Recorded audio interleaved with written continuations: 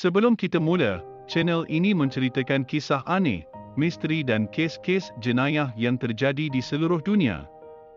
Jika itu adalah minat anda, sila subscribe dan bersama kita membangun channel ini. Setiap kali seseorang memenangi loteri, ia biasanya merupakan peristiwa yang sangat menggembirakan. Perubahan dalam gaya hidup, kelegaan kerana tidak perlu risau tentang tekanan kewangan lagi dan keupayaan untuk membantu orang lain, semuanya menjadikan pengalaman itu sesuatu yang akan sentiasa diingati. Malangnya, ini adalah pandangan yang indah untuk memenangi jackpot dan selalunya tidak sama sekali bagaimana ia sebenarnya berlaku. Walaupun beberapa kisah pemenang loteri memberi inspirasi dan yang lain berakhir malang, kisah tentang Abraham Lee Shakespeare mungkin merupakan kisah yang paling malang sekali. Abraham Lee Shakespeare dilahirkan pada 24 April 1966 di Lakeland, Florida, Amerika Syarikat. Dia merupakan seorang buruh yang melakukan pelbagai pekerjaan sampingan untuk menyara dirinya dan keluarganya. Walaupun dilahirkan di negara Amerika Syarikat, Abraham tidak pernah mendapat manfaat pendidikan dan merupakan seorang yang buta huruf. Ini bermakna dia hanya boleh melakukan kerja yang memerlukan kekuatan fizikal dan sedikit pengetahuan. Pada November 2006, Abraham dan rakan sekerjanya Michael Ford sedang dalam perjalanan ke tempat kerja di Miami apabila mereka singgah di kedai serbaneka untuk mendapatkan minuman. Abraham meminta Michael membelikannya 2 tiket loteri untuk loteri Florida yang terkenal semasa dia berada di kedai dan memberinya wang $2 untuk tiket itu. Tanpa disedari pada masa itu, salah satu tiket yang dibelikan Michael adalah tiket kemenangan jackpot besar bernilai $30 juta. Abraham, yang memilih untuk mengambil pilihan tunai sekaligus daripada kemenangannya, memperoleh pulangan $17 juta daripada $2 yang dibelanjakannya untuk tiket loteri tersebut. Abraham segera berpindah dari kawasan kejiranan sederhananya ke rumah $1 juta di dalam komuniti berpagar. Walau bagaimanapun, ini adalah tahap penuh perbelanjaan mewahnya. Wang selebihnya dia simpan dan memilih untuk tidak membazir pada perkara yang sia-sia. Pada ketika inilah, pada tahun 2008, Abraham bertemu dengan seorang wanita bernama Doris Didi Moore, seorang wanita yang akan mengubah jalan hidupnya secara drastik. Bersama-sama, kedua-duanya menubuhkan American Medical Professionals, LLC, yang diurus dan dikendalikan oleh Didi. Walau bagaimanapun, tidak lama selepas itu, Didi mengosongkan akaun syarikat untuk membelikan dirinya dan teman lelakinya kereta baharu dan juga pergi bercuti mewah. Apabila ditanya bagaimana dia mencapai ini, ternyata dia telah mengeluarkan Abraham daripada pemilikan syarikat itu supaya tiada apa yang perlu diluluskan olehnya.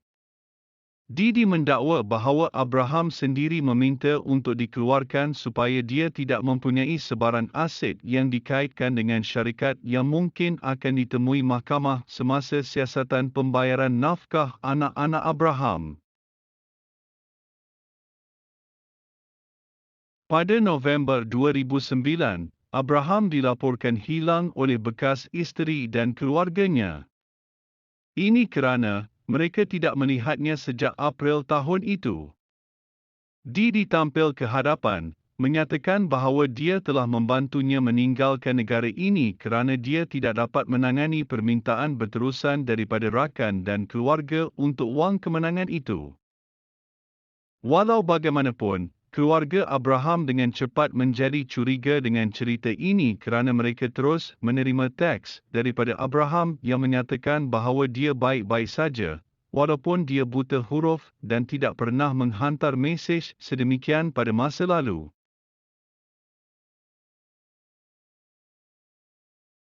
Jabatan Polis Florida mengambil perhatian tentang syak wasangka keluarga Abraham dan mula menyiasat kes itu. Penemuan pertama mereka datang apabila siasatan mereka mendapati bahawa Didi telah berpindah ke rumah Abraham sekitar masa dia hilang. Didi mendakwa bahawa dia telah membeli rumah itu daripada Abraham, walaupun tiada rekod dia membuat apa-apa bayaran kepadanya. Polis mula memerhati Didi dengan lebih teliti dan tidak lama kemudian mendengar bahawa dia sedang mencari seseorang untuk menyelesaikan tugas yang sangat penting untuknya. Pihak polis mendapati bahawa Didi sedang mencari seseorang untuk dipersalahkan atas pembunuhan Abraham Shakespeare. Dia sanggup membayar sehingga maksimum $200,000 untuk orang itu mengaku melakukan pembunuhan itu, walaupun pada mulanya dia hanya sanggup membayar $50,000 sahaja. Didi akhirnya menemui seseorang yang sanggup melakukan tugasan tersebut, lalu berkongsi lokasi mayat Abraham dan memberinya senjata api yang telah digunakan dalam pembunuhan itu. Malangnya bagi Didi, orang yang telah diupahnya untuk mengambil bahagian dalam pembunuhan Abraham adalah seorang polis yang menyamar.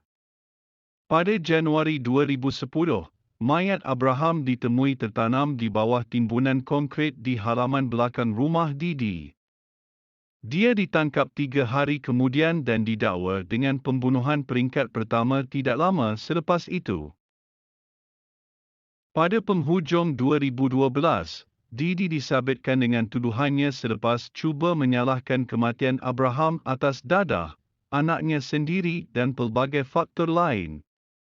Walau bagaimanapun, semua ini tidak meyakinkan hakim atau juri, dan dia dijatuhi hukuman penjara seumur hidup tanpa kemungkinan parol.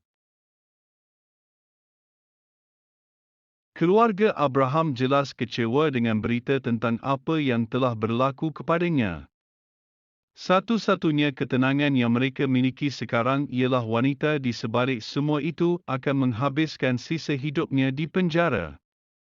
Walau bagaimanapun, itu tidak akan mengubah fakta bahawa peristiwa yang menggembirakan itu dengan cepat berubah menjadi sesuatu yang begitu jahat dan menyedihkan. Manipulative, probably the most manipulative person that this court has seen. Abraham Shakespeare was your prey and your victim. Money was the root of the evil that you brought to Abraham. And with that, he's sentenced Moore to life in prison without parole. If we're going to carry on, life must go on, one way or the other.